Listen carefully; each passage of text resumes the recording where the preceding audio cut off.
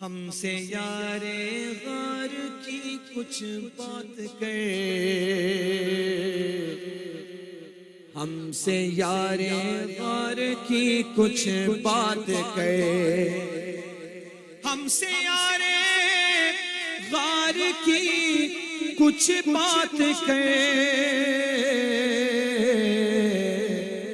عاشق سرکار کی کچھ بات کر، عاشق سرکار کی کچھ بات کر، عاشق سرکار کی کچھ بات کر، عاشق سرکار کی کچھ بات کر، شاہ سوار رزم عشق مصطفیٰ، شاہ سوار رزم عشق مصطفیٰ،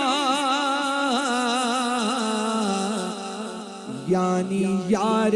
غار کی کچھ بات کر، یعنی یار غار کی کچھ بات کر، یعنی یار غار کی کچھ بات کر، یعنی یار غار کی کچھ بات کر، جس کا رتبہ ہے بڑا نبیوں کے بعد۔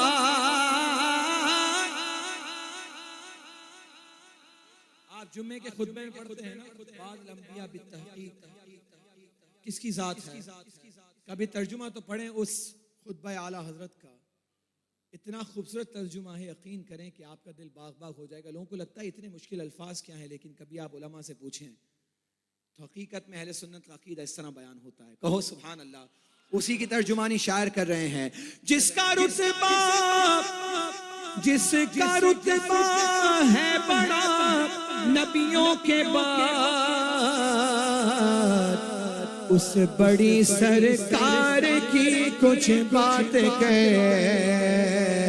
اس بڑی سرکار کی کچھ بات کر، ذکر ابوبکر و عمر اس ماں کے ساتھ، حیدر قرار کی کچھ، حیدر قرار کی کچھ بات کر، جس میں حیدر فاطمہ حسنین ہے، جس میں حیدر فاطمہ حسنین ہے، اس ہنسی گلزار کی،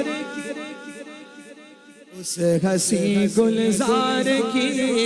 کچھ بات کر۔ اور یہ محفل عشاق مقطع میں فرماتے ہیں، دیکھ برہان محفل عشاق ہے، نعرہ تحقیق، نعرہ تحقیق، دیکھ برہان محفل عشاق ہے، عشق یار غار کی کچھ بات کر، عشق یار غار کی کچھ بات کر۔